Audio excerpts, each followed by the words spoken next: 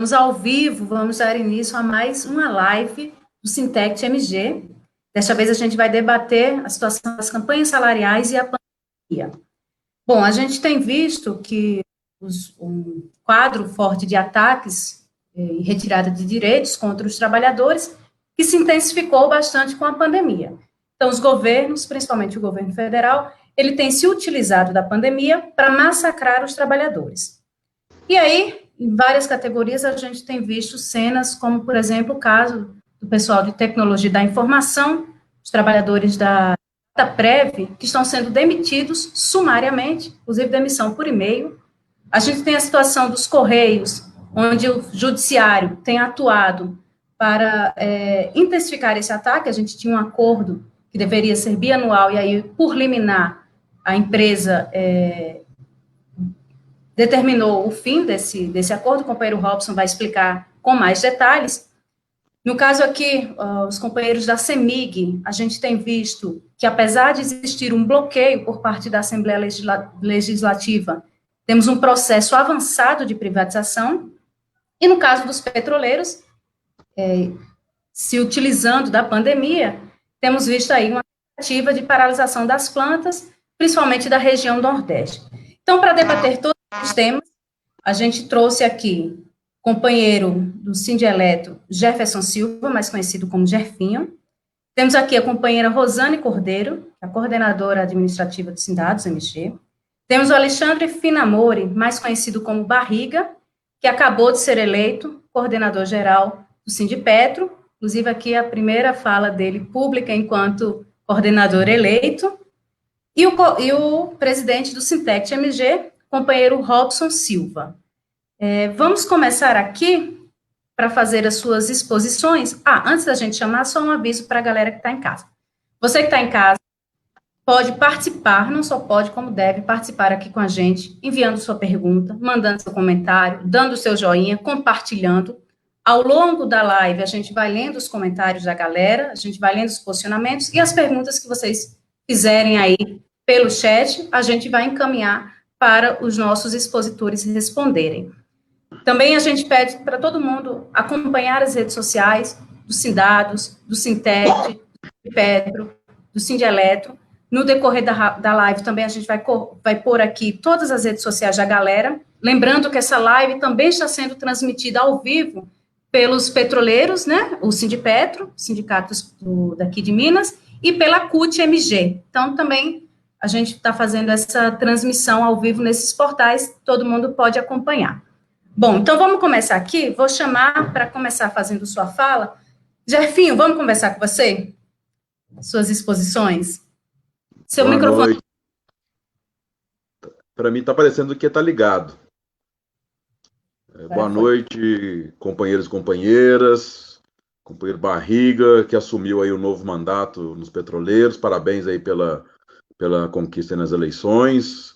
Companheiro Robson, muito grato aí pela oportunidade de a gente fazer esse importante debate. Companheira Rosane, companheira de luta histórica nossa, boa noite. Boa noite aos que assistem a essa live.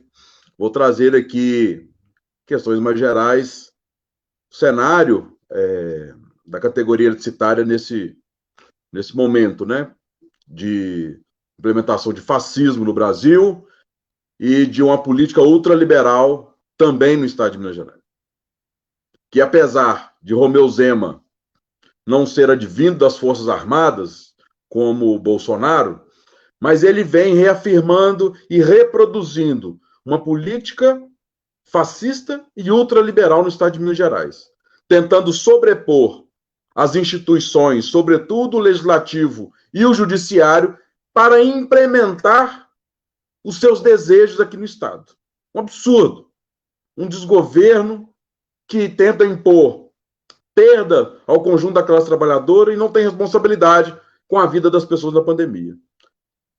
Então, quase esse 1 ano e meio de governo, Romeu Zema na CEMIG, e ele já assumiu esse governo com um compromisso de privatizar ou tentar privatizar a CEMIG.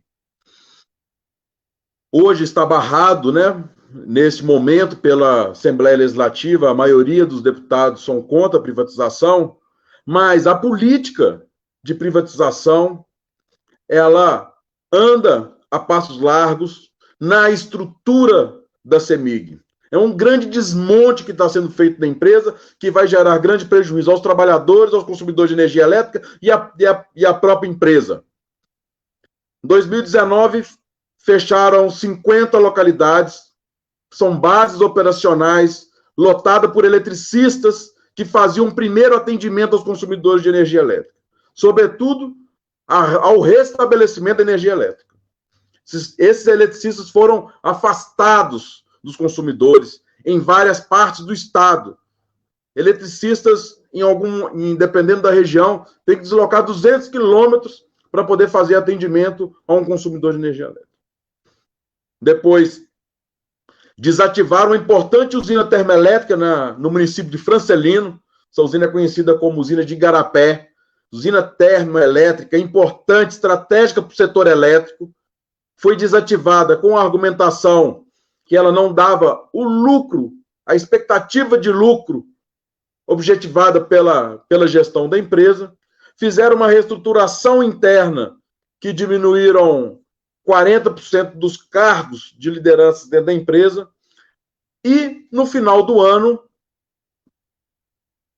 foram ao nosso acordo coletivo de trabalho atacar os direitos dos trabalhadores com o propósito de reduzir custo para ofertar ao mercado uma empresa mais barata. Então, nós tivemos sérios ataques em um processo de negociação extremamente antidemocrático. Utilizaram a cláusula da reforma trabalhista da ultratividade para impor o limite da negociação. Enrolaram para chamar a estabelecer a negociação. Pressionamos desde agosto.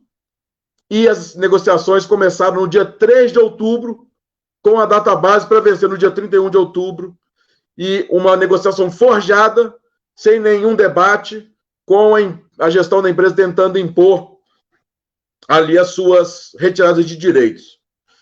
Nós conseguimos superar várias das tentativas de retirada de direitos, conseguimos postergar o prazo de negociação na Justiça, envolvemos Secretaria, Superintendência Regional do Trabalho, Ministério Público, TRT, fizemos uma grande estratégia jurídica para estabelecer a continuidade da negociação, e lá nós conseguimos mitigar os impactos das retiradas de direitos, que resultou, né, nós fechamos o acordo em dezembro, e em janeiro o então presidente Bellini pede a sua saída, né, ou foi demitido da empresa, né? Não conseguiu estabelecer ali o resultado esperado pelo governo de Estado e pelos representantes deste governo que tentaram atacar os nossos direitos.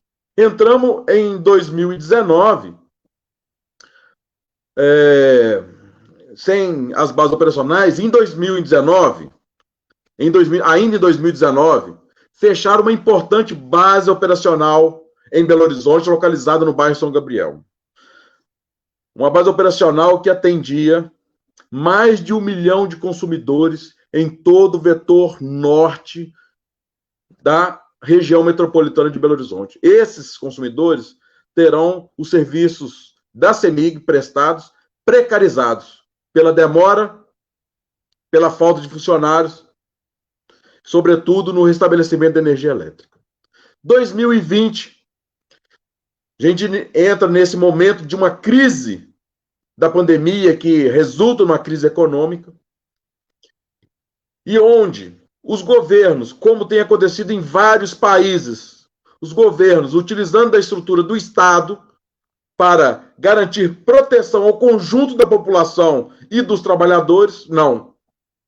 No Brasil e em Minas Gerais, os governos utilizam a estrutura do Estado para expor os trabalhadores ao risco e retirar direitos dos trabalhadores. Então, nós estamos vivendo um processo de resistência, neste momento de pandemia, contra as retiradas de direitos, Mas é importante frisar que a relação do governo do Estado hoje na CEMIG, ela não diz respeito a uma pauta corporativa. As privatizações que já ocorreram no setor elétrico nos provam que o aumento de energia ele acontece, a precarização do serviço aumenta e os trabalhadores ficam com serviços precários e com geração de desemprego também. Um grande exemplo do aumento de conta de energia elétrica é o que aconteceu na usina de São Simão, privatizada em setembro de 2017. Aquela usina, quando era da CEMIG, recebia remuneração de tarifa R$ 66,00 por cada megawatt-hora de energia gerada. Foi ofertado no edital de venda dessa usina o valor de R$ 142,00 por cada megawatt-hora de energia gerada, mais que o dobro. E isso impactou no nosso bolso, na nossa conta de luz aumentou por conta disso. E, obviamente, a diminuição do quadro de trabalhadores, ela gera um reflexo direto na qualidade do atendimento aos consumidores de energia elétrica. Então, quando a gente traz esse debate, a gente tenta trazer o debate sobre a sua amplitude, porque o projeto que está estabelecido como tentativa, porque a privatização não está dada, mas ela traz prejuízo ao conjunto dos trabalhadores do setor elétrico, dos consumidores de energia elétrica, sobretudo, e a própria empresa que vai viver um processo de sucateamento e, a médio, longo prazo, né, o Estado vai ter que absorver de novo num cenário de privatização para poder reestruturar, reerguer aquilo que foi desmontado com a privatização.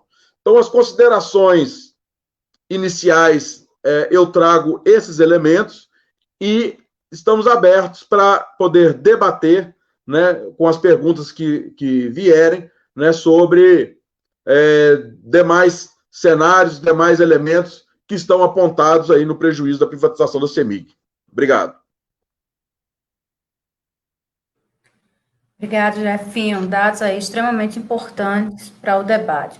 Gente, a galera já começou a chegar aqui. Já tem a Pamela Murta, Marinês, Pablinho, Elisa, Cibele, todo mundo já cumprimentando. Está aqui o carteiro, já colocou aqui, ó. Boa noite a todos. Importante este debate intercategorias. Vamos nos organizar em defesa das nossas conquistas do nosso emprego.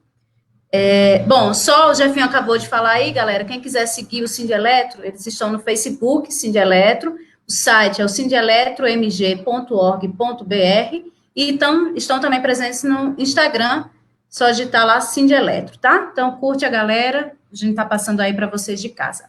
Bom, vamos chamar agora para fazer suas exposições. Vamos, companheira Rosane, por gentileza, suas... Boa noite, companheiros que estão aí compartilhando esta live comigo. Boa noite às pessoas que estão participando deste importante debate intercategorias. Bom, companheiros, o primeiro ponto que eu queria destacar nesse debate aqui de campanha salarial e pandemia é a realidade que estamos vivendo na Dataprev. Nós já fizemos vários movimentos em defesa dos trabalhadores da Dataprev, contra a política de privatização, porque também Dataprev e Serpro estão aí na lista de empresas a serem privatizadas pelo governo federal. E o que aconteceu da nossa atividade na Assembleia Legislativa, inclusive, para cá, é que nós vivenciamos a realidade de fechamento da regional da Dataprev de Minas Gerais e de outros 19 estados, e ao longo desse tempo, estamos lutando contra a política de demissão desses trabalhadores, e no dia de ontem, especificamente, começaram a chegar no mais completo desrespeito a demissão das pessoas por e-mail e o absurdo da orientação de fazer exame demissional à distância. Isso em pleno período de campanha salarial, né? Nossa database é maio, o nosso sindicato, ele tem a característica aí de negociar representamos várias empresas de TI, empresas privadas, cuja database é setembro, e em maio, a negociação, ela se dá com o Serpro, com a Dataprev, com a Unisys, que é uma empresa privada, e Prodabel, com a Prodabel, que é a empresa municipal. Com a Prodabel, nós não iniciamos a negociação ainda, conseguimos garantir a database, né, até o final de junho, entregamos a pauta de reivindicações e a negociação ainda vai ter início. A negociação com o Serpro, ela começou muito mal. A empresa, a princípio, não queria garantir a database, isso nos obrigou a buscar a mediação do TST, porque não tinha diálogo, e na mediação, ao buscarmos a mediação, a empresa recuou e garantiu a database. A Dataprev fez a garantia de database, mas a característica das duas empresas nas negociações que tiveram início foi chegar com a proposta de reajuste zero e com uma contrapauta de retirada de direitos históricos dos trabalhadores, né? Nós temos, no nosso acordo coletivo de trabalho, o anuênio, nós temos a licença-prêmio, nós temos um ticket extra em dezembro, que é o 13º ticket, né, que a gente, os trabalhadores até brincam que é o Vale Peru, né, que é o ticket natalino. E os trabalhadores, quando são afastados por doença comum ou doença do trabalho, eles recebem os benefícios normalmente, né? O ticket, a empresa agora veio com a política de manter o ticket apenas pelo período de 90 dias, se o afastamento durar mais do que isso, o trabalhador fica sem esse benefício, enfim, uma série de direitos que eles estão querendo retirar do nosso acordo ou reduzir no nosso acordo, né? A mesma política é a política da Dataprev, que está agravada aí com essa realidade de demissão de um universo de... a princípio eram 497 trabalhadores, ao longo desse tempo esse número diminuiu, porque muitos, inclusive, não resistiram e ou pediram ou estão aguardando serem demitidos mesmo, ou pediram para sair no plano de demissão incentivada, né?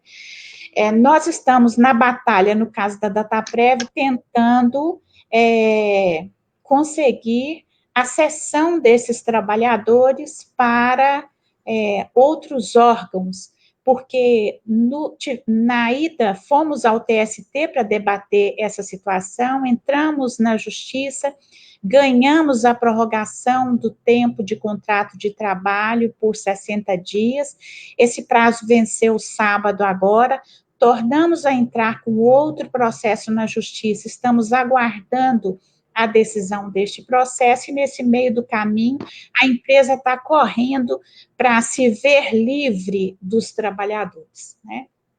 Então, fica aí na nossa live a denúncia desse absurdo que está acontecendo com os trabalhadores da Dataprev.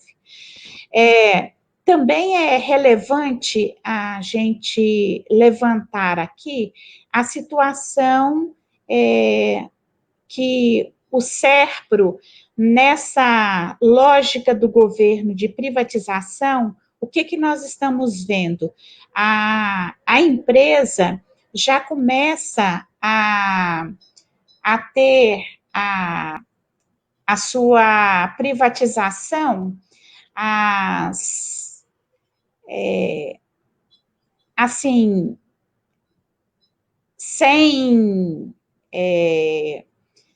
um planejamento, né? Quer dizer, o planejamento por parte da empresa, mas numa ação que vai privatizando enquanto a determinação de privatização propriamente dita não chega, né?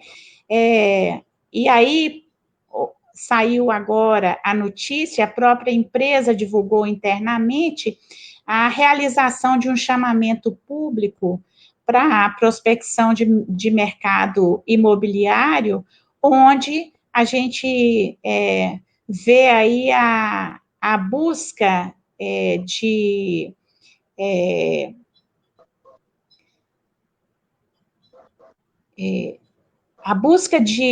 o repasse, quer dizer, o estabelecimento já de uma relação com empresas privadas, né, na área de tecnologia da informação, e o repasse, né, das informações, dos dados já para essa iniciativa privada, né?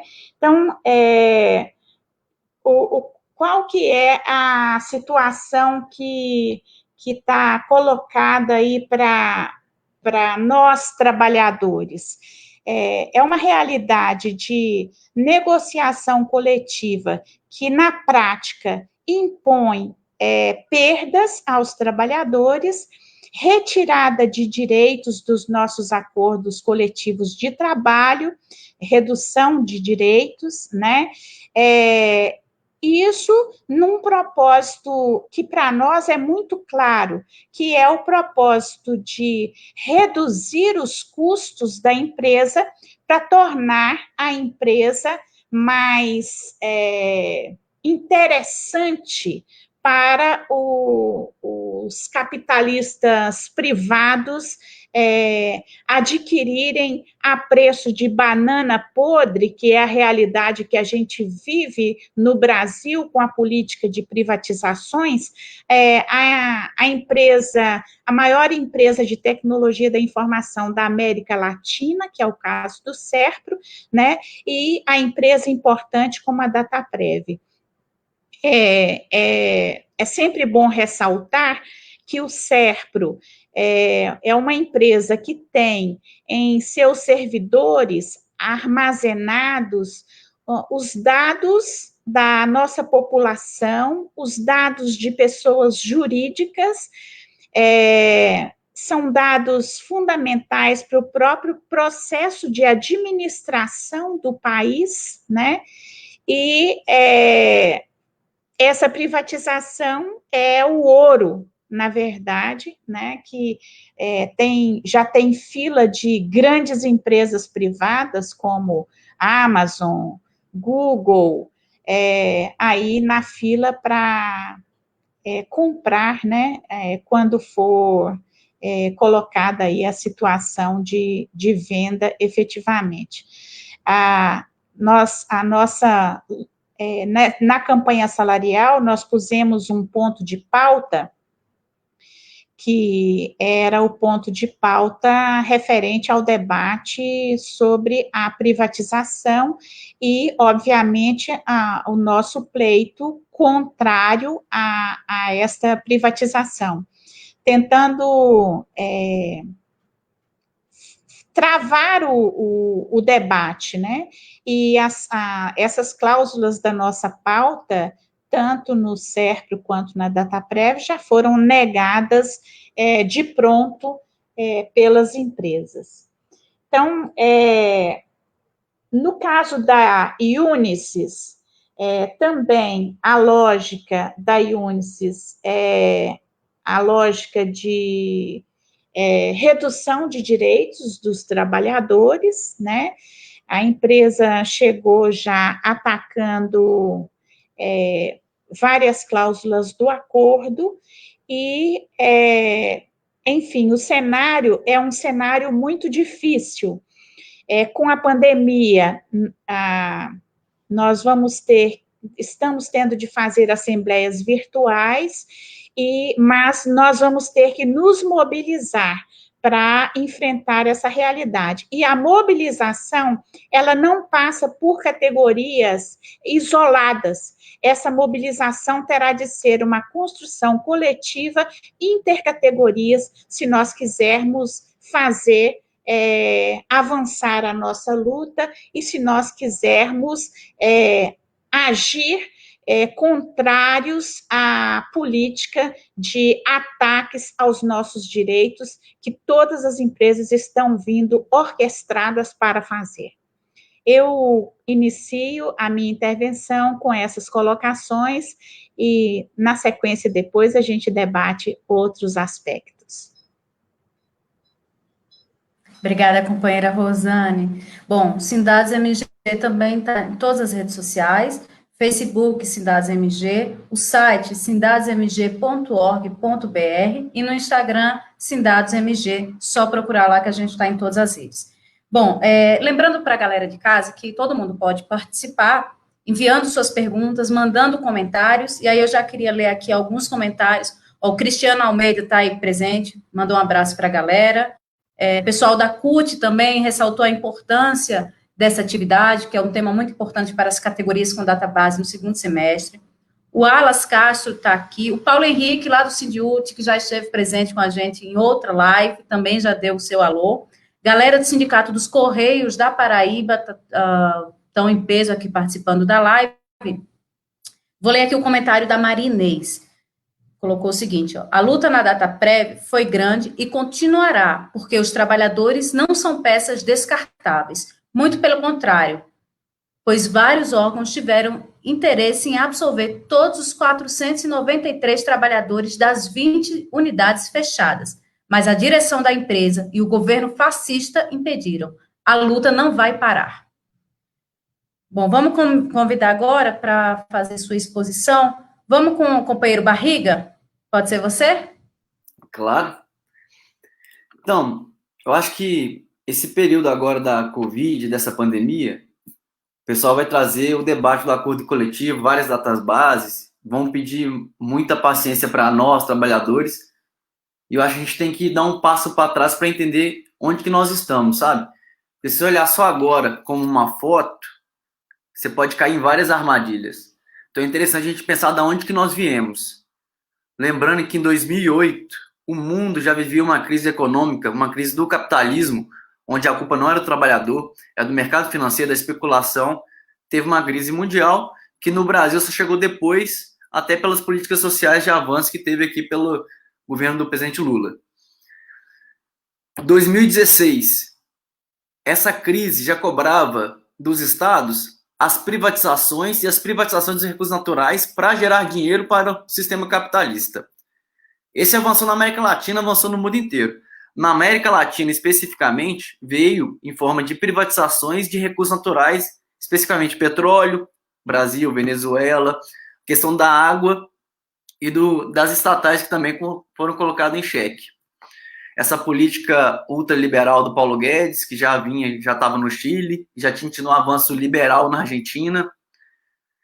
2016, para conseguir colocar esse projeto em curso aqui no Brasil, eles tiraram a presidenta eleita Dilma através de um golpe e começaram a implantar esse projeto ultraliberal no Brasil. Porque várias coisas que eles vão tentar fazer agora já estavam no planejamento, já era um projeto econômico que eles queriam para o Brasil.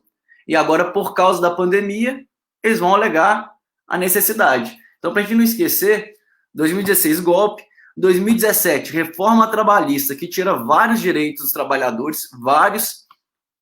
2019, reforma da Previdência, que tem como foco acabar com a Previdência Pública para passar para o sistema privado.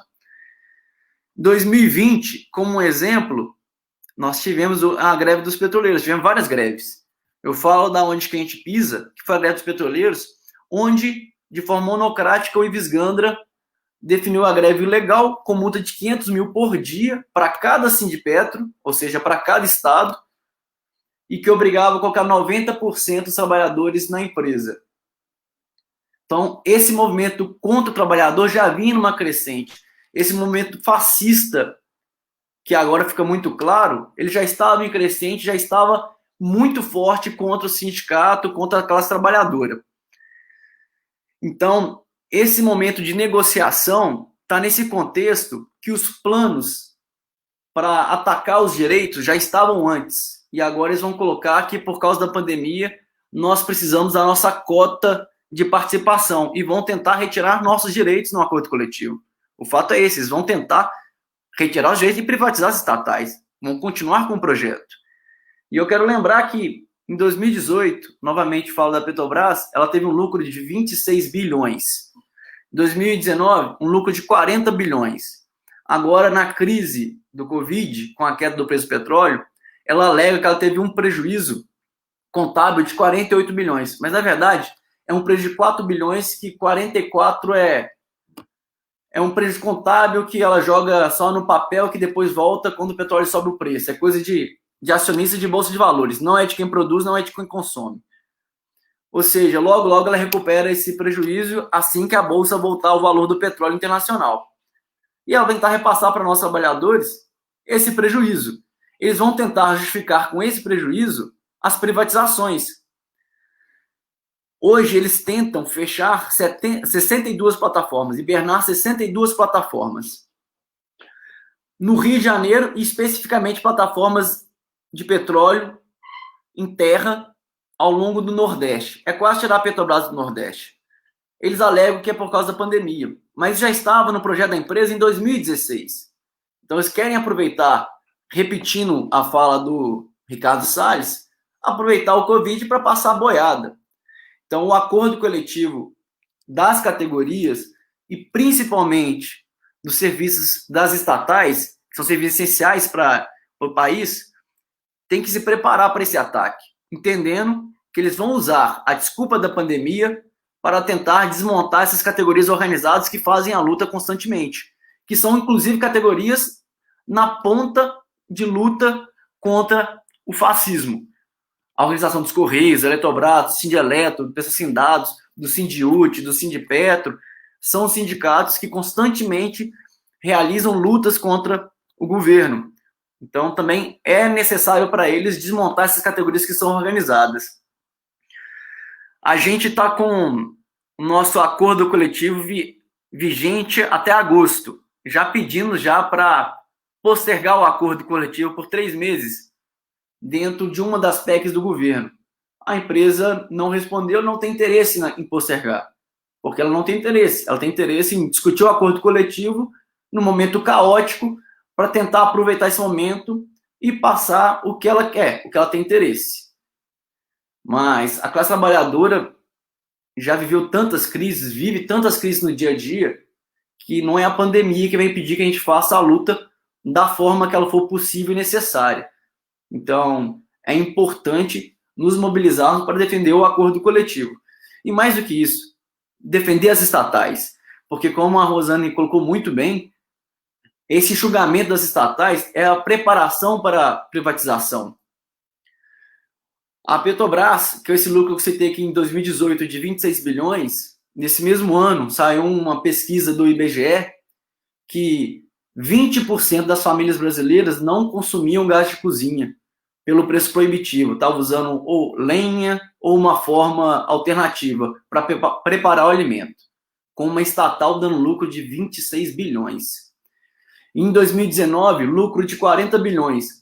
O Hospital de Queimados de Recife colocou que 90% das pessoas que foram atendidas no mês de fevereiro eram por uso de materiais alternativos para preparar o alimento, principalmente álcool de posto. A Petrobras é um lucro de 40 bilhões.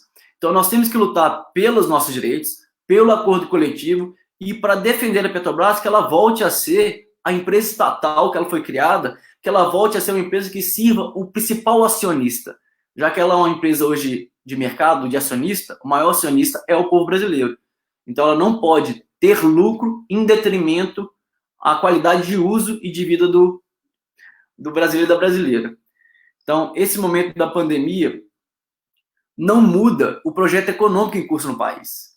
Tirar o Bolsonaro, que é necessário, não basta para discutir o que está matando o povo brasileiro, o que está matando o povo preto de periferia, o que está matando os LGBTs, o que está matando as mulheres. Tem um projeto político por trás que tem que ser combatido junto, um projeto econômico que, durante a pandemia, não se preocupa em dar condições de isolamento social para a população. Um projeto econômico que tem apenas como foco salvar as grandes empresas, como foi a fala do Paulo Guedes, e deixar as pequenas quebrarem. Se eles querem deixar as pequenas quebrarem, o que eles querem que o povo faça, então? Se a empresa pequena pode quebrar, o povo pode até morrer. Para um capitalista falar tão claramente isso em televisão, que foi na reunião ministerial. Então, a pandemia é um momento marcante, mas dentro de um problema muito maior que nós já vivemos, na questão econômica. A pandemia, como questão sanitária, é o maior mal que nós estamos vivendo num período, no momento, e temos que superá-la. Mas, para isso, nós, trabalhadores, as nossas categorias, não podem abrir mão dos seus direitos e dessas empresas que são tão importantes para o país. Não precisa nem citar a importância, por exemplo, dos Correios para a formação do país, para a realização do Enem, distribuição de vacina. Logo, logo, Deus queira, teremos uma vacina para a Covid, e quem irá fazer a distribuição será os Correios. Então, acho que é muito importante ressaltar, nesse momento de calamidade pública, a importância que as estatais têm e como elas têm que se portar para ajudar durante a pandemia, mas ajudar a população, o povo, não ajudar a acumular renda na mão de alguns acionistas. Acredito eu que esse período é ideal para que nós conversamos intercategoria, para que a nossa pauta seja cada vez mais unificada, porque a nossa crise está muito unificada, o nosso desafio é muito unificado, e o acordo coletivo, no que contempla as questões financeiras, que são muito importantes, eles são centrais para a categoria, mas tem desafios mais centrais para o período. E é a sobrevivência da classe trabalhadora. O povo está passando fome, o pessoal está em casa sem ter o que comer. E o governo não dá solução. E o projeto econômico colocado para o Brasil, mesmo tirando o Bolsonaro, permanece ainda um projeto que não dá condição para a população brasileira. Então, o nosso desafio é muito grande. Mas a luta do acordo coletivo é um marco da categoria para puxar essa luta também na sociedade de enfrentamento ao governo. Eu acabei esquecendo no início, quero cumprimentar o companheiro Jefinho, Rosane, Sara, que está mediando, agradecer bastante ao colega Robson, companheiro, pessoal da LPS que nos convidou também. E hoje, como eu falo, a primeira live que eu falo como coordenador eleito, só tenho coragem de assumir hoje essa batalha pelos que estão no Sindipetro, o Anselmo também que antecedeu, e por saber que fora da categoria, em outras categorias, nós temos companheiros porque nós somos todos uma classe só.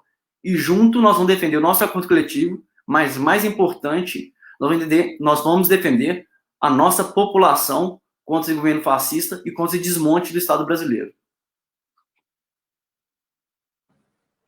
Obrigada, companheiro Barriga.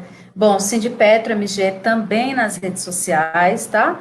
Instagram da galera, vamos pôr aí para vocês acompanharem, mas sindipetro.org, o site, né, sindipetro.org,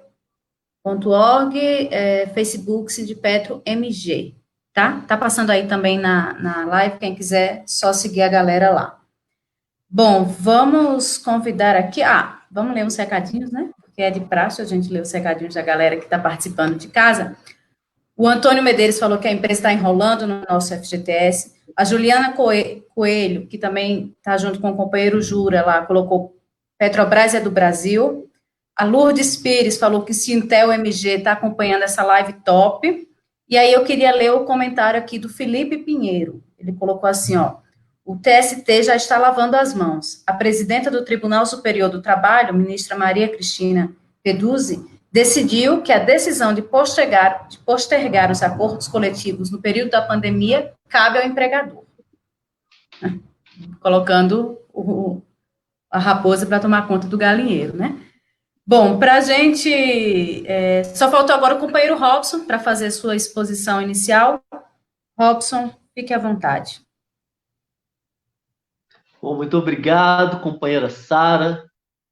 Saudar aqui todos esses companheiros de luta aqui, né? Agradecer, né, a presença de todos aqui, o nosso convite. E a cada dia nós vamos ter que desenvolver atividades, né, que contribuam aí com a unificação das categorias, né? Não só das categorias, mas nós temos que buscar também, né, os trabalhadores que estão aí soltos, né? Os trabalhadores informais, desempregados, a população em geral, movimentos sociais, para a gente travar uma dura luta que a gente tem pela frente. A exposição dos companheiros aí que me antecederam, a companheira Rosane, né, tocaram no ponto central, né? A crise sanitária, a pandemia, ela desnuda o que é esse sistema de desigualdade que a gente vive hoje, que é o sistema capitalista, né? É um sistema que favorece os ricos e literalmente deixa morrer os pobres, né? Nós estamos vendo isso em todo o mundo, né, com essa crise sanitária, mas a gente está vendo também que em meio à crise sanitária, ponto comum aqui entre as categorias, é que todas as direções indicadas pelo governo Bolsonaro estão aproveitando a pandemia para atacar ainda mais os direitos trabalhistas e os direitos da população, né? Então, a reunião ministerial, por exemplo, que foi citada aqui, a gente já sabe que o governo pensa assim do povo, né? Aquela fala do Paulo Guedes em dizer que coloca uma granada no bolso do inimigo. O inimigo é o servidor público. O inimigo é aquele que está dia a dia na linha de frente da pandemia defendendo o povo brasileiro. Esse é o inimigo. É uma covardia, né, desse governo Bolsonaro, né, que coloca na ordem do dia e como moeda de troca que eles vão colocar da suposta recuperação da economia, porque a economia não está sendo pensada para a população pobre nem para os trabalhadores, mas sim para os banqueiros, mas sim para os grandes capitalistas. Teve uma lei aprovada recentemente que entregou aí na mão dos bancos mais de R$1 trilhão. Enquanto o povo não tem nada. Nós do Correio, antes de ontem, escutamos uma fala do presidente Bolsonaro dizendo que vai privatizar sim os Correios. Ou seja, um serviço hoje considerado essencial, os trabalhadores na linha de frente. Lembrar que quase 40 trabalhadores dos Correios já morreram de Covid-19. Uma tristeza para a gente,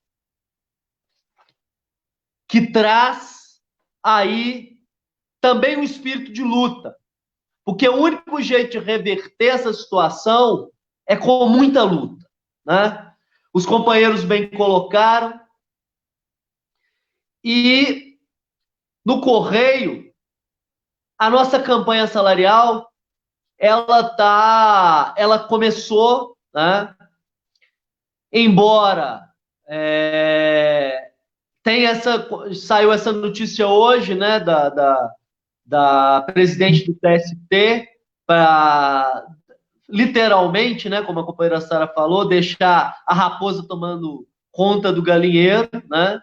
Fica a empresa a prerrogativa de prorrogar o acordo coletivo de trabalho. E, curiosamente, a direção da empresa de Correios e Telégrafos, que nunca recebeu a representação, essa nova direção nunca recebeu a direção da categoria da Fentech para uma reunião para discutir qualquer coisa de trabalhadores. No entanto, ela faz demagogia e manda um documento chamando a gente para negociar a campanha salarial. A gente que fez acordo coletivo também no ano passado e acabou saindo uma sentença normativa, porque a empresa não quis negociar e o acordo foi para o TST, a sentença normativa, ela traz 2 anos de vigência, porém, uma liminar monocrática também, né? O judiciário novamente aí atuando, como atuou nos petroleiros, numa greve que nós acompanhamos, ponto a ponto, né? Em que chegou aí ao ponto de ter mais de 3 milhões em reais de multa para o movimento grevista, um absurdo, né? Um ataque direto para que os trabalhadores não se organizem. Depois de uma sentença normativa, o ministro Dias Toffoli, numa liminar monocrática, deliberou que o nosso acordo não valeria mais por 2 anos. E, além disso, determinou que a empresa pudesse dobrar o valor da mensalidade dos planos de saúde. Isso onerou tantos trabalhadores que trago aqui novamente a informação, o pior salário entre as estatais do país, onerou tanto que muitos trabalhadores desesperados abandonaram o plano de saúde e hoje sofrem com a pandemia e têm que procurar o Sistema Único de Saúde. Ainda bem que a gente ainda tem o Sistema Único de Saúde. Mas veja, a decisão do judiciário obrigou as pessoas a procurarem outros serviços de saúde porque não tem condição de pagar. Agora, os planos de saúde dos tribunais são planos que cobrem absolutamente tudo. Mas os trabalhadores dos Correios não podem ter os planos deles para cobrir aí as doenças dos trabalhadores. Então, a situação, ela está muito complicada para os trabalhadores do Correio, né? O único jeito aí de reverter a situação é se o próprio ministro Dias Toffoli voltar atrás da decisão dele, ou se ele colocar para julgamento do pleno do STF, né? E esse pleno ainda decidir, os trabalhadores ainda têm que torcer para o pleno decidir a favorável aos trabalhadores. Coisa que dentro do judiciário a gente já acompanha, né? Que não tem decisões tão favoráveis assim aos trabalhadores. Então, o que vai restar para os trabalhadores do Correio vai ser a luta, né? Uma luta que vai passar aí por todas as nossas reivindicações, da nossa pauta de reivindicação, e também pelas assembleias das categorias que vão acontecer nas próximas semanas. É a primeira campanha de database do segundo semestre, né? E o governo vai usar como de experiência para poder atacar as próximas categorias que entrarem em campanha salarial. Então, é de suma importância esse debate aqui, trazer uma unificação, né? Cada vez mais uma unificação no discurso, não só no discurso, mas também na prática, para que a gente possa atuar de conjunto contra os ataques do governo e também aí contra os ataques, né, dessa burguesia que só quer entregar o bem público nas mãos da iniciativa privada, nas mãos dos grandes capitalistas internacionais. É importante a gente dizer que nesse momento de crise a campanha salarial será uma campanha diferenciada. Com certeza será uma campanha diferenciada. Mas os trabalhadores não podem perder o espírito da luta. Porque tudo que nós conquistamos nessa categoria e nas demais categorias foi com muita luta, foi com os trabalhadores na rua, foi com muita demissão, e a gente não pode se esquecer das nossas raízes. A gente tem que trazer essa discussão para a categoria, para a gente mostrar aí, né, como se faz a luta de verdade, dentro aí da categoria dos Correios, dentro das outras categorias, para defender o sistema público, né, que nesse momento é o único que está salvando a população diante de todos os ataques do próprio Estado contra a população brasileira. E por último aqui, para concluir, né, dizer que a gente não podia deixar de falar aqui da situação que acontece nos Estados Unidos, né, a morte do negro lá nos Estados Unidos e a ampla campanha, né, de vidas negras importam, né? uma campanha que desembocou numa luta, né, mundial aí, antifascista, que o presidente Bolsonaro tenta criminalizar, mas se mostrou aí nas ruas, né, o movimento antifascista contra os ataques ao povo preto, pobre, favelado, contra os trabalhadores, contra os movimentos sociais. Então, nós temos que chamar atenção para isso. Fato muito importante que a gente, para abrir aqui o debate, a gente começa aqui a expor. Muito obrigado. Obrigada, companheiro Robson. Ô, gente, a galera de casa está um pouco tímida nas perguntas. Então, eu vou começar com o Robson, porque já tem pergunta diretamente para você, Robson. E aí, o seguinte, ó, foi o Edefonso Marcos, perguntou assim, ó, boa noite, saudações a todos. Minha pergunta vai para o companheiro Robson. Quantos trabalhadores já morreram nos Correios por Covid-19? Qual a possibilidade de greve ambiental geral nacional? E aí, Robson, queria aproveitar a oportunidade, o Vitor Portela fez uma pergunta aqui, que na verdade eu vou fugir um pouco à regra do debate, que a gente sempre burla um pouquinho, e aí eu queria ver para todos os expositores, também no meio da fala, comentar um pouco a pergunta aqui do Vitor, que eu achei bem interessante. O Vitor colocou aqui, ó, Vitor Portela. O debate está mostrando que os desmontes das empresas e o ataque aos diversos direitos dos trabalhadores é lugar comum para facilitar o processo de privatização. O problema é que as representações estão falando para dentro de suas bases na maioria das vezes. Como construir uma ação intercategoria na prática para combater esta realidade? Aí, Robson, você responde as duas, por gentileza? Vamos começar com você. Claro, claro. Primeiro, cumprimentar o companheiro Defonso, lá do Paraná, né? O companheiro tá sumido aí, a gente sempre se encontra aí nas lutas, né? Primeiro, já falei aqui na minha intervenção, né? Já morreram quase 40 companheiros, né?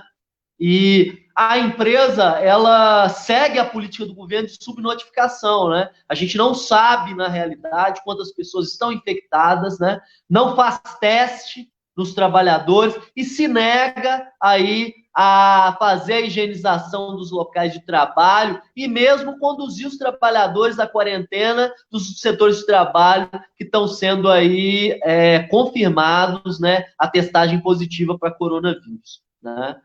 Existe a possibilidade, sim, de greve ambiental, inclusive está colocada na ordem do dia, né? E a gente tem que debater junto com a campanha salarial, porque a empresa que mostra, né, o seu descaso com os trabalhadores, e os trabalhadores têm que mostrar a sua força. As direções sindicais, elas devem chamar os trabalhadores, devem realizar as assembleias, fazer o debate com a categoria para a gente encaminhar a luta, seja ela por greve ambiental ou seja ela por greve geral, por tempo indeterminado, em luta em defesa da vida, né? Acho que é isso.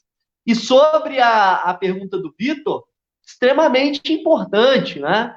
É uma pergunta que é uma colocação importante que a gente vem sempre fazendo, né? O tempo inteiro. A maioria das categorias, eu participo, né? Nós da LPS participamos de atividade em várias categorias diferentes e a gente tem essa ideia de que a luta ela só vai se concretizar positivamente quando a gente tiver uma união intercategorias. Aí a gente, né, que é cutista, né, da Central Única dos Trabalhadores, conta, né, com a maior central do Brasil para fazer fazer esse chamado de unificação, né? Acho que o papel da CUT, né, não só da CUT Minas, mas da CUT Nacional, é de organizar uma organização nacional, né, para a gente dar uma resposta de conjunto contra os ataques do governo, contra os ataques fascistas que estão sendo colocados diante de toda a população. E a resposta é uma greve geral por tempo indeterminado, né? Então, acho que a tarefa nossa é ampliar esse debate que a gente está fazendo aqui para que chegue às centrais sindicais, para que a gente construa um grande movimento na prática, né? nacional em defesa do povo, contra os ataques aos direitos dos trabalhadores, em defesa de todo o povo aí explorado do nosso Brasil. Acho que é isso. Beleza, companheiro Robson. Companheira Rosane, vamos ver.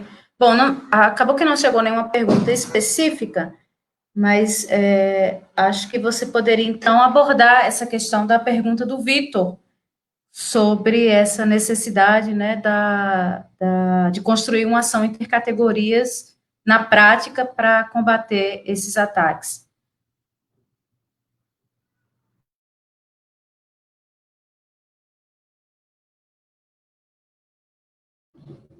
Rosane, seu microfone está mudo. Perdoem.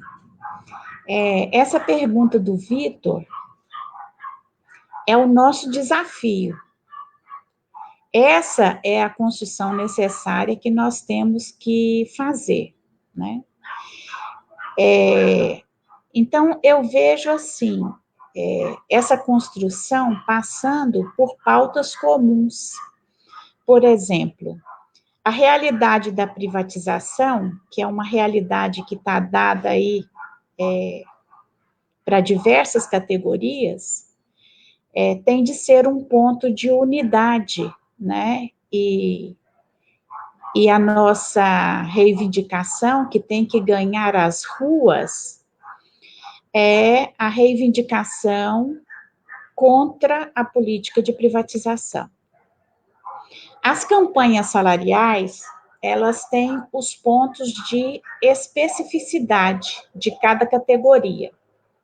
A especificidade tem que ser tratada desta forma. Agora,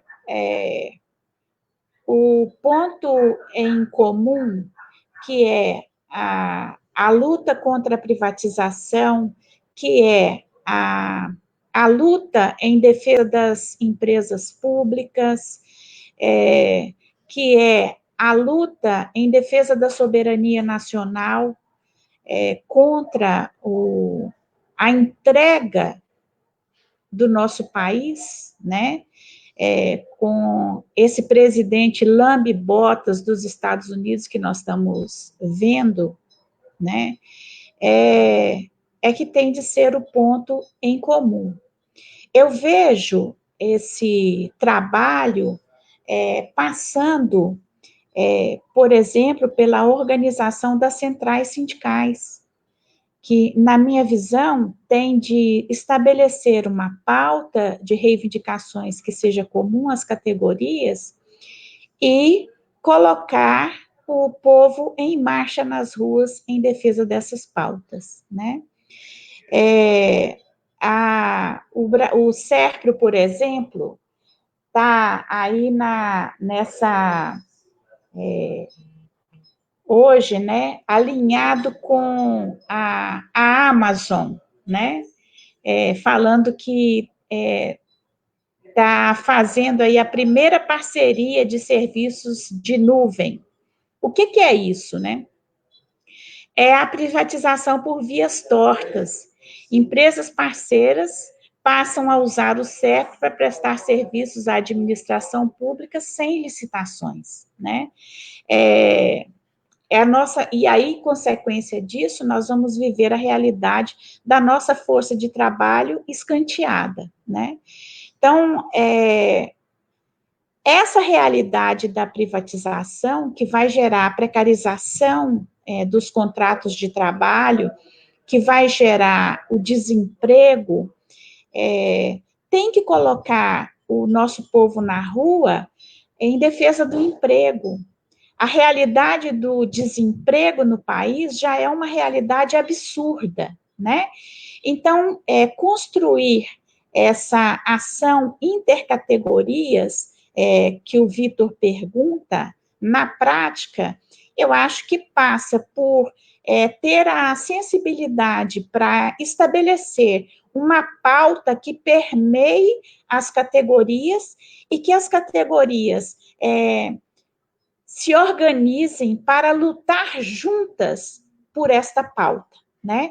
Então, hoje, eu vejo a realidade do desemprego, eu vejo a realidade da miséria, eu vejo a realidade da violência, eu vejo a realidade da privatização como pontos que podem ser pautas comuns que nós vamos convocar as diversas categorias a marcharem juntas contra essa política aí de destruição dos direitos do nosso povo, de assassinato do nosso povo, né?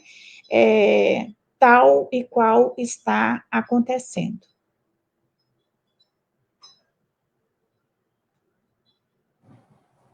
Obrigada, companheira Rosane. O Alexandre, barriga, né, que a gente chama, tem uma pergunta aqui para você, veio lá do YouTube, tá, gente? Também estamos online, também estamos ao vivo, transmitido lá pelo YouTube, todo mundo pode acompanhar pelas duas plataformas. Pergunta veio lá do YouTube, deixa eu ver aqui, foi o Igor Vinícius quem fez. Alexandre, se vender a Regap, a gasolina iria baixar o preço? Então, essa pergunta, fiquei muito feliz que alguém fez, porque desde 2016, quando começaram esse processo de tentar vender metade do nosso parque de refino, inclusive a Regap aqui de Minas Gerais, eles vendiam que o livre mercado, que a competição iria baixar o preço da gasolina. A gente já sabia que não, fazia um debate desde lá, tentava explicar. Contratamos um estudo, pessoal da faculdade de Brasília, para fazer uma análise para a nossa técnica, e chegou na conclusão que nós já tínhamos, que iria subir o preço, inclusive, principalmente a LP e a gasolina. A gente fazia esse debate. Aí é muito difícil, porque a gente até vê alguns colegas aqui no chat repetindo frases bem comuns, às vezes que vem da televisão, a Globo falando que a privatização era o caminho, então você tinha grande mídia ali, a mídia convencional, falando outras falas e construindo um monstro que eles construíram, que é o Bolsonaro, que hoje eles estão morrendo de medo, né? E agora, que eles construíram um monstro, eles estão tendo que desmontar esse monstro, eles estão abrindo falas que são falas nossas lá de 2016.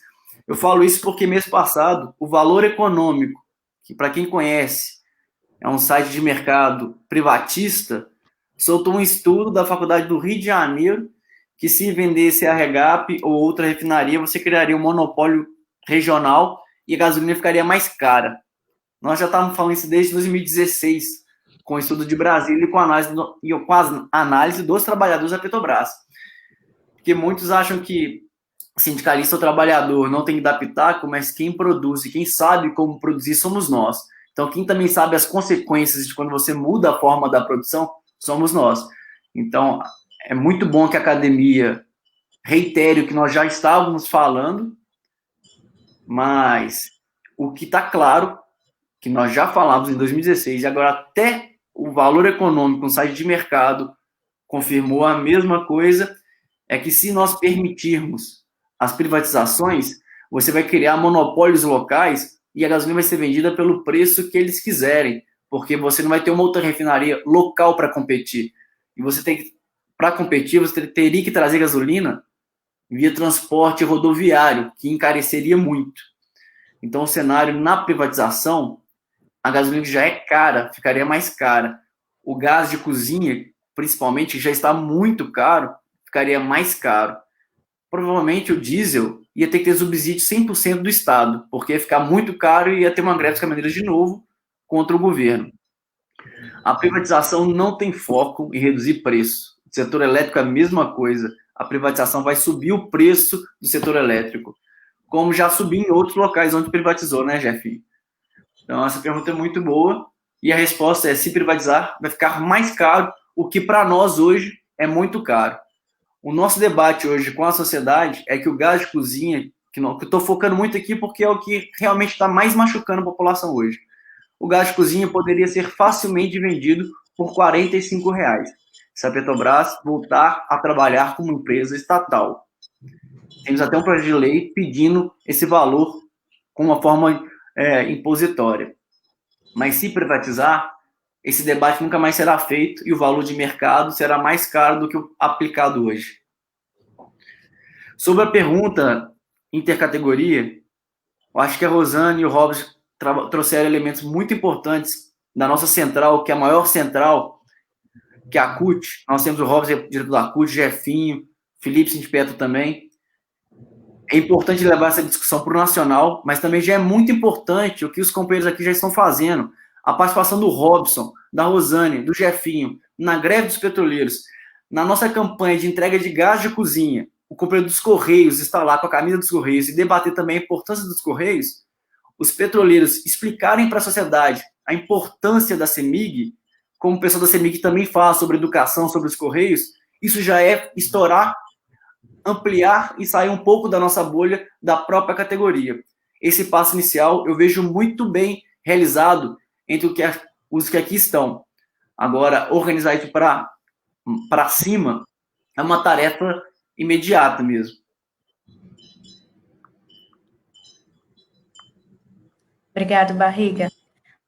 Ô, gente, tem um monte de comentários lá no Face, no YouTube também tem bastante. Eu não vou conseguir ler todos, mas está tendo até um debate bem interessante do pessoal que está ouvindo em casa. E eu só queria aqui ressaltar um comentário que foi feito aqui pelo Jura, fazendo esse debate de que as vidas negras importam diante de tanto massacre, né, assassinatos brutais, que é a realidade, é o modus operandi do Estado capitalista. Então, acho que a gente precisa aproveitar essa live para fazer essa referência que as vidas negras importam. Jefinho, você foi o único que ainda não respondeu, não é isso? Então, vamos lá para você. Para você, tem 2 perguntas, tá? Uma do Felipe Malaco, que colocou: qual é o impacto da privatização das empresas de fornecimento de energia, né, diante de uma pandemia como estamos enfrentando? E a Irani Leandro perguntou: o governo de Minas Gerais poderia não cobrar a conta de luz da população durante a pandemia? A CEMIG já está em processo avançado de privatização? Agradecer aí as perguntas, né? Irani, a CEMIG está num processo avançado de privatização. Ela ainda depende da Assembleia Legislativa a votação para privatizar. Lá, hoje, na Assembleia Legislativa, a maioria dos deputados e deputadas estão contra a privatização. Mas o desmonte na CEMIG para reduzir o custo da empresa, para apresentá-la mais barata aos interessados em comprar, isso está acontecendo.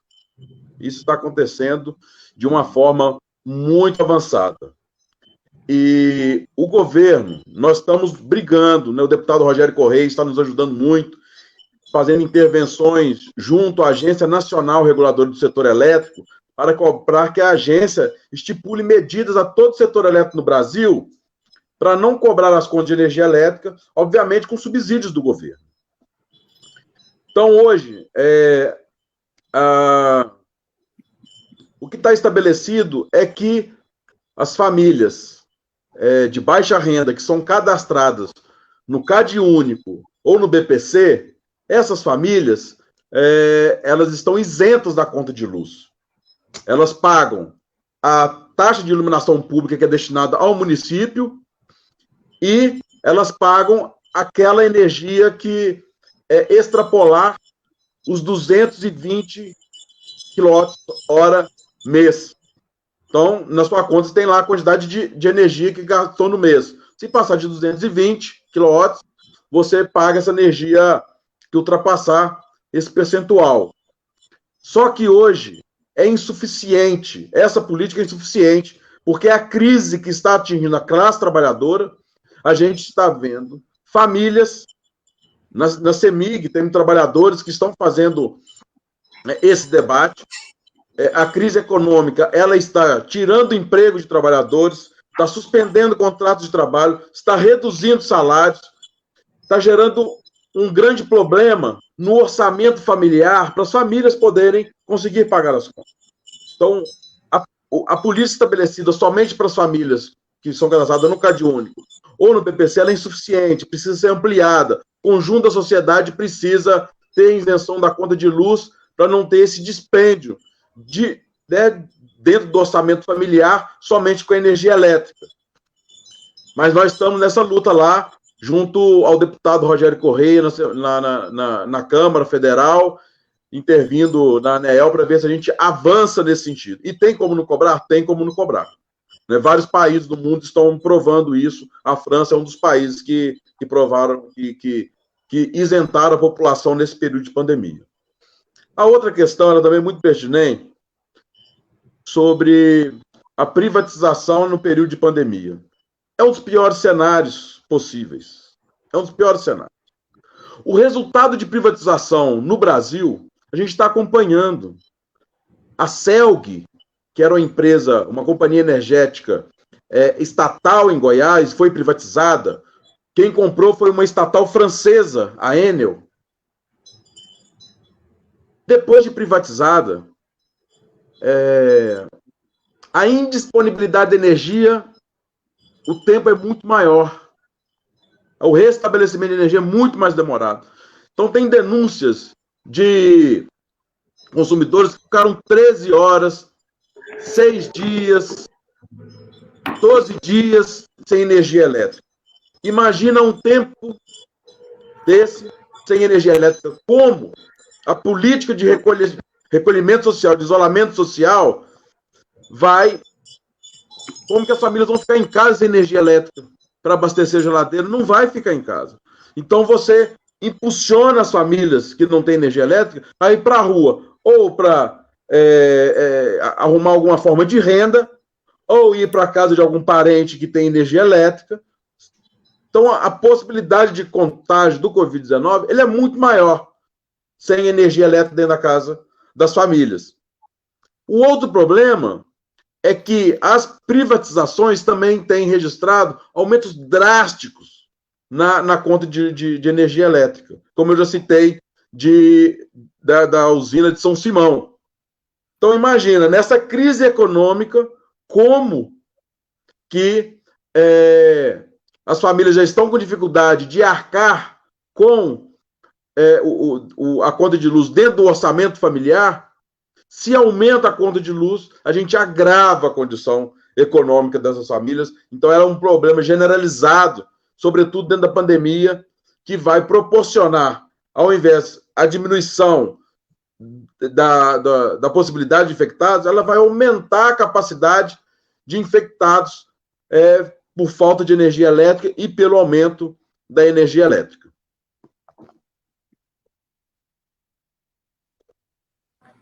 Obrigada, companheiro Jefinho. Bom, gente, vamos chamar agora para fazer as suas considerações. Só lembrando mais uma vez, a live do Sintec, ela ocorre todas as quartas-feiras, 19 horas, a gente tem esse encontro marcado, você que está em casa, se programa toda quarta. Estamos transmitindo ao vivo, tanto pelo Facebook, quanto pelo YouTube. E aí, vocês acompanham as nossas redes sociais, que a gente vai soltando os informes. Lembrando também para a galera do Correio, que a gente está com um quadro novo, que chama Sintec Responde, onde a gente vai responder as perguntas dos trabalhadores, tirar as principais dúvidas. Então, você também pode mandar a sua pergunta, deixa aí, pode mandar via o direct pelo Facebook, pode mandar pelo nosso e-mail, que aí a gente vai respondendo com os vídeos, tá bom? Essa semana vai sair o próximo vídeo respondendo as perguntas que a galera tem mandado aqui para a gente. Bom, vou chamar aqui a companheira Rosane para fazer a consideração, mas antes, Rosane, não só Rosane, todos os expositores. A gente teve um tanto de perguntas que foram feitas no decorrer da live que a gente não conseguiu responder a todas.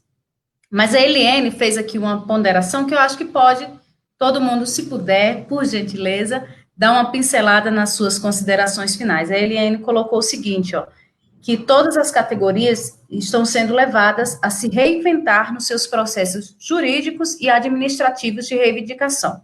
Gostaria de perguntar aos companheiros quais são os principais desafios de realizar este processo de negociação, se puder as pessoas nas ruas pressionando. Então, convidar a companheira Rosane para fazer sua consideração, e se você puder pontuar essa pergunta da Eliene.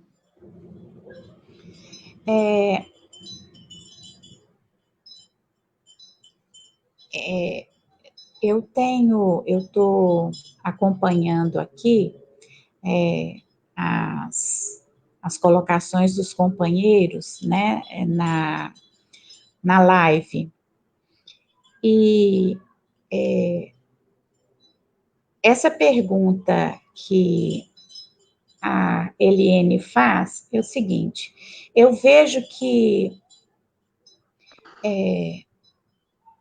não tem espaço para o processo de burocratização dos sindicatos, né? Nós vamos ter que realmente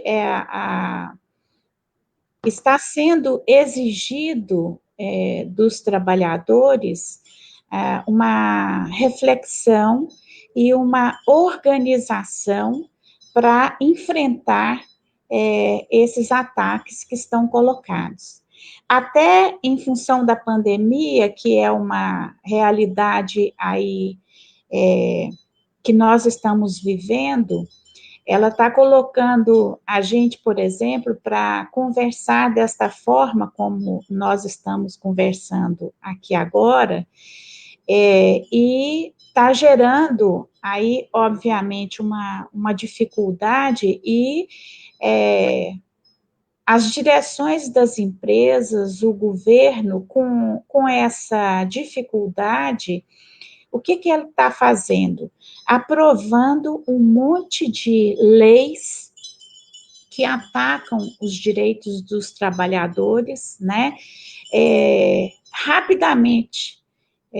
E aí, o universo de retrocessos em termos de direitos é uma coisa absurda, né? Que as pessoas não têm a dimensão disso, né? Então, assim, eu vejo que a reinvenção que está colocada para nós é a gente ter a capacidade de travar debates como estes e elaborar pautas comuns para trabalhos comuns entre as diversas categorias. Esse é o desafio que está colocado, né? E eu falei anteriormente, eu acho que isso passa pelos sindicatos, pela determinação dos sindicatos de fazer esse novo, né?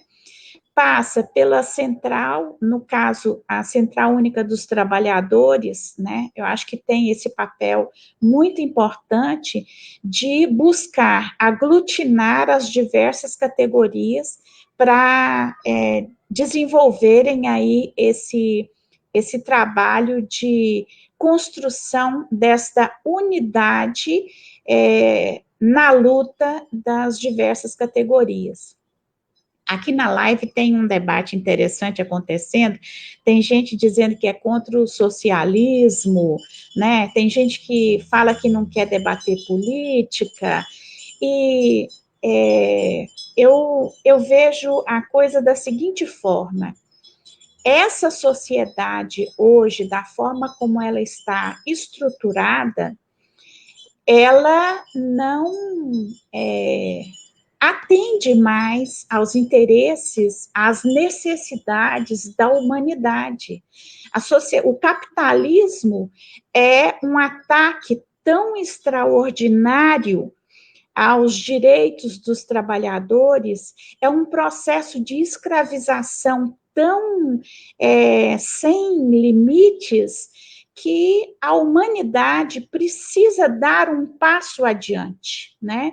Então, o capitalismo não representa mais. Trabalhador que se preze tem que lutar contra a sociedade capitalista.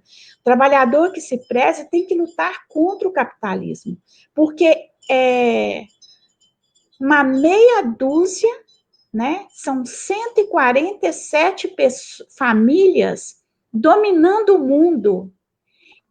Que é uma situação de desigualdade maior do que essa? Não existe uma situação de desigualdade maior do que essa.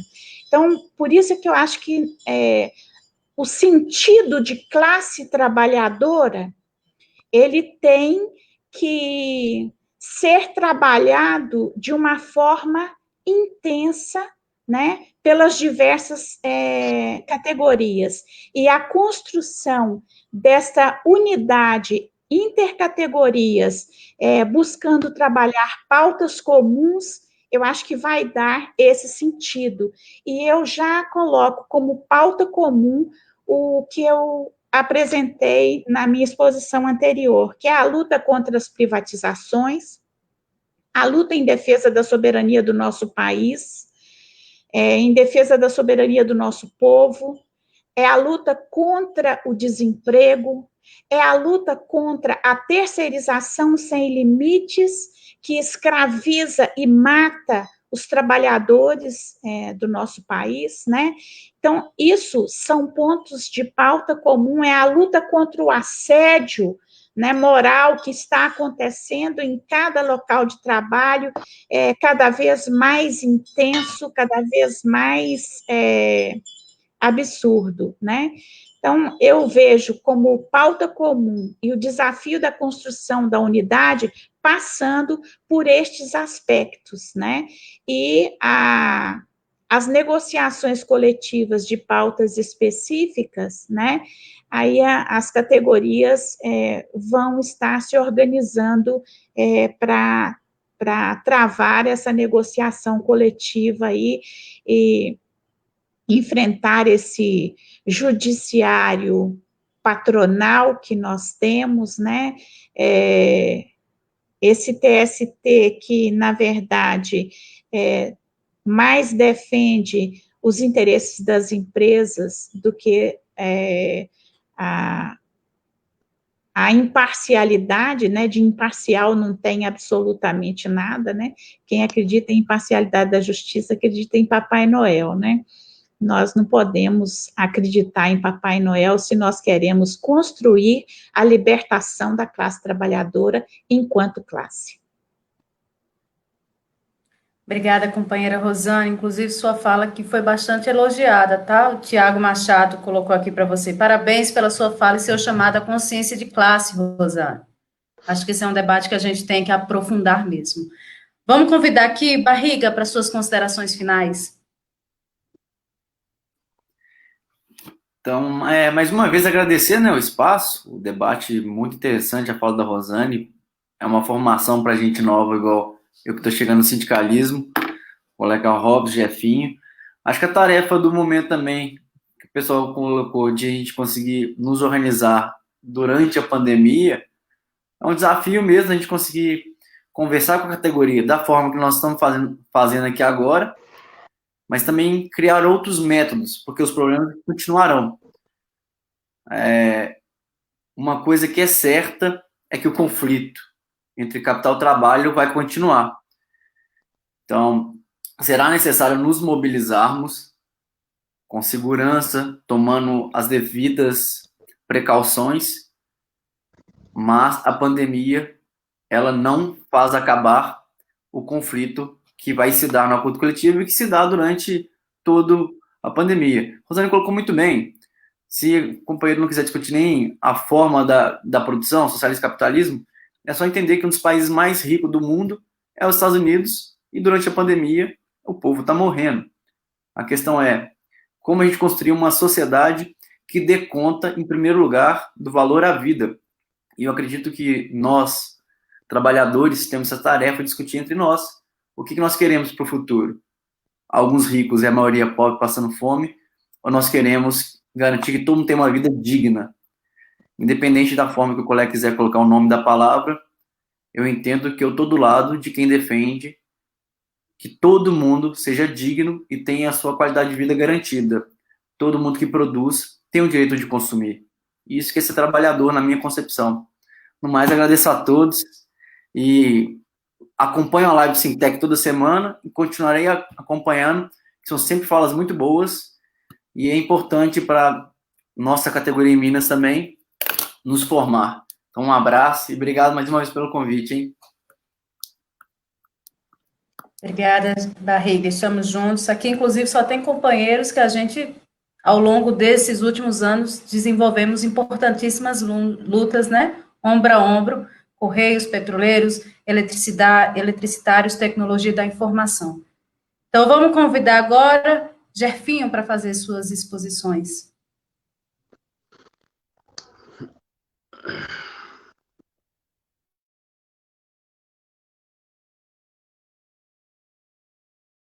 Apertei o botão errado aqui, desculpa. Queria encerrar dialogando um pouco sobre a questão da Eliene e sobre a fala da Rosane, que é muito importante. Eliene, os sindicatos estão, de fato, precisando se reinventar dentro de uma estratégia jurídica, mas isso é fruto de uma organização do capital que fez reforma trabalhista, fez reforma da Previdência, para que ele se apropriasse do instrumento jurídico para poder atacar os trabalhadores. Sobretudo, a reforma trabalhista, uma cláusula da ultratividade. Várias categorias estão sofrendo com isso, e, obviamente, a luta jurídica ela precisa ser reorganizada, ser repensada para mitigar e impedir os impactos, né, de retirada de direito que estão sendo colocados nesse momento. Nós temos acompanhado, sempre quando a gente vai fazer uma negociação, a gente faz a avaliação das outras campanhas, né? A avaliação da campanha dos Correios, ela serviu como base para o desdobramento da nossa campanha salarial. Mas, de fato, é uma articulação, né, uma construção por parte do capital para poder atacar os direitos dos trabalhadores. E, assim, vamos ter que resistir muito para evitar mais perdas, né, dentro das negociações coletivas. Agora, a Rosane traz um debate importante, que ele deve ser discutido nesse momento, porque o capitalismo já mostrou que ele não dá certo. Um país igual ao Brasil, com tanta riqueza, os 6 mais ricos do país detêm a mesma fortuna que metade da população mais pobre. Como nós podemos nos omitir sobre uma realidade dessa, de tamanha desigualdade? Então, essa lógica que a população tem de reproduzir a lógica capitalista, de acumular... Tem gente que acumula 10 mil no banco, acho que é capitalista. Capitalista é uma condição. Essa condição de ser capitalista, primeiro você tem que ser dono dos meios de produção. Se você não é dono de meios de produção, você é explorado. Porque a capacidade que cada trabalhador tem na produção, seja no setor de serviço, seja na indústria, seja onde for, a capacidade de produção de cada trabalhador, ela é infinitamente melhor da capacidade de compra, porque continua sendo explorado. Então, essa lógica de reprodução do capitalismo, de comprar um carro por 10 mil, vender por 15, achar capitalista, está sendo enganado. Você não é. Você é trabalhador e continua sendo explorado. Essa discussão precisa ser feita, porque a crise que está colocada no momento, ela vem para favorecer os capitalistas. A pandemia, as medidas que foram criadas na relação de trabalho, na crise da pandemia, elas são para proteger os empregadores, retirando direitos dos trabalhadores e retirando condições dos sindicatos negociarem. Estão dando, por deliberalidade, condição das empresas aplicarem medidas para a proteção das empresas. Então, se a gente continua reproduzindo essa lógica de que é o capitalismo que é o lugar certo na relação social, nós vamos ter reafirmando tudo o que está sendo construído de mais prejudicial ao conjunto da classe trabalhadora. Nós temos que nos voltar contra, né? Nós temos que, primeiro, resistir e construir um momento futuro onde a gente possa ter condições de ampliar o direito dos trabalhadores, ao conjunto da classe trabalhadora. Porque o cenário que está colocado no futuro, ele é totalmente contrário. A uberização, companheiro. A uberização dentro da CEMIG já tem ideias. São ideias inimagináveis, mas tem ideias de uberizar manutenção de linha de rede CEMIG. Ficar o trabalhador em casa esperando o aplicativo acionar para chamar para um serviço, sem receber nenhum direito conquistado historicamente pelos trabalhadores, e vai receber por aquele momento trabalhado, pelaquela hora trabalhada. Então não dá, né? Acho que não dá. Esse é o debate importante. Se o socialismo é ruim, em qual perspectiva? Acho que nós temos que discutir. Mas afirmar o capitalismo como uma alternativa e que já é prego batido e ponta virada, acho que nós não podemos assumir isso, né? A melhoria das condições de vida, elas dependem, sobretudo, da distribuição da riqueza nesse país e do mundo. Precisamos de construir condições de distribuir a riqueza, né? Porque nós já tivemos política de distribuição de renda, que ela teve aspectos positivos, mas ainda assim se mostram insuficientes. Acho que o objetivo da classe trabalhadora é buscar, né, a distribuição da riqueza para que a gente possa ter uma sociedade mais igualitária, mais justa, e obviamente isso reflete na violência, na saúde, vai refletir em todos os aspectos da vida. Então esse é o recado que eu queria deixar. Gostei muito do debate feito aqui na live, das perguntas colocadas. Agradecer imensamente aí ao Robson pelo convite.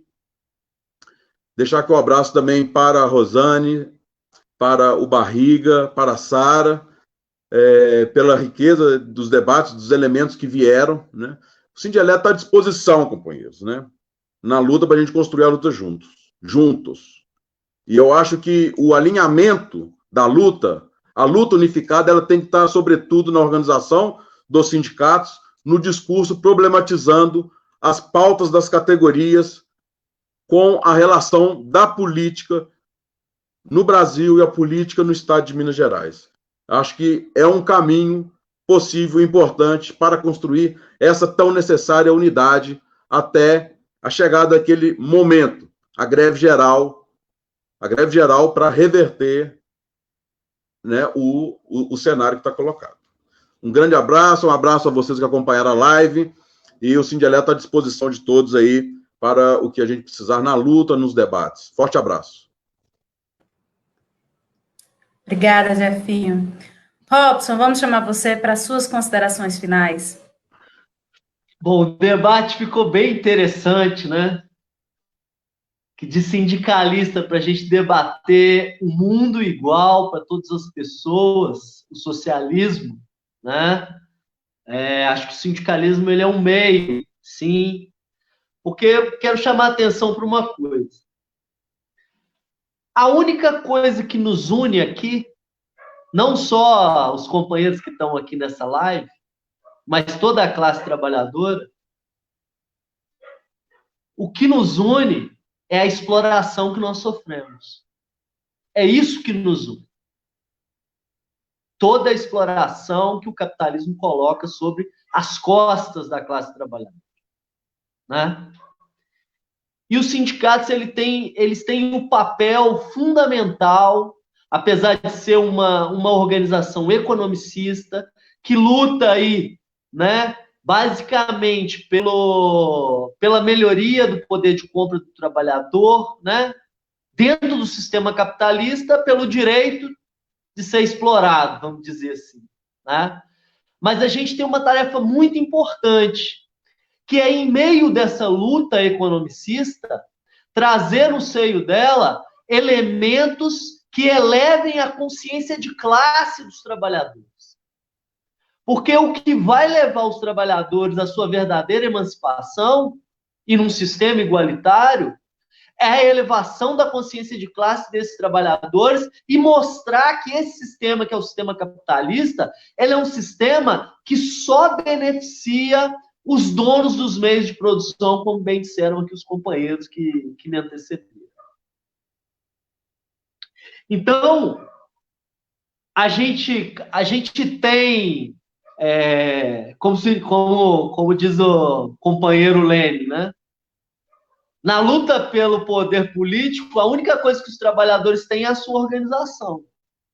Então, acho que a gente tem que tratar de que a organização faça o debate das reivindicações econômicas, das reivindicações pelos locais de trabalho, mas que liguem essas reivindicações às reivindicações políticas importantes, nacionais, internacionais. O que a gente vê hoje é que existe menos de 1% da população, né, que domina os meios de produção e que detém absolutamente toda a riqueza do mundo, enquanto os outros 99,9999% são explorados por esse menos de 1%. Então é importante a gente fazer esse debate, sim, dentro dos movimentos sindicais, para a gente entender, porque também tem a luta não só contra esse sistema da burguesia colocado, mas também todo o sistema que impede que os trabalhadores lutem, que também é a burocracia sindical, que também é parte desse aparelho que se chama capitalismo. Então nós temos que trazer esse debate, sim. Se a gente quer a emancipação da classe trabalhadora, quer viver num mundo igualitário, a gente precisa trazer o debate do socialismo. E para isso nós temos que fazer a evolução dos trabalhadores, a evolução da consciência de classe, para que a gente possa, de verdade, lutar contra os fascistas, lutar contra o sistema de exploração que se chama capitalismo. Quero agradecer aqui, né, a participação dos companheiros, da companheira Rosane, é sempre de grande importância aqui, né? Enriquece o nosso debate e vai trazendo a gente cada vez mais para perto, né, do que a gente precisa fazer, que é unificar as nossas categorias e travar uma luta junta, né, aí nesse momento, pelo fora Bolsonaro e todo o seu governo, e trazer aí, né, ainda a reivindicação de um governo dos trabalhadores da cidade do campo para libertar os trabalhadores desse sistema capitalista. Agradecer aí, muito obrigado, Sara. Obrigada, Robson, obrigada a todos os expositores. Conseguimos aqui fazer um debate de alta qualidade, né? A gente trouxe temas extremamente importantes. Fica o convite para você que está em casa para assistir, né? A live vai ficar disponível aqui nas nossas redes sociais, tanto do Sintec como do Sindados. Imagino que os companheiros também dos petroleiros vão disponibilizar, que estão transmitindo ao vivo. Sindeletro também. Bom, então quem quiser assistir, manda para o pessoal, compartilha as lives, né? Toda quarta-feira, 19 horas, estamos aqui ao vivo, temos esse compromisso marcado. Esperamos para a próxima. Obrigada, galera que está em casa. Obrigada, pessoal que participou aqui com a gente. Robson deu uma caidinha, mas está voltando. E esperamos vocês na próxima quarta-feira, às 19 horas. Boa noite, obrigada. Beijo para todo mundo.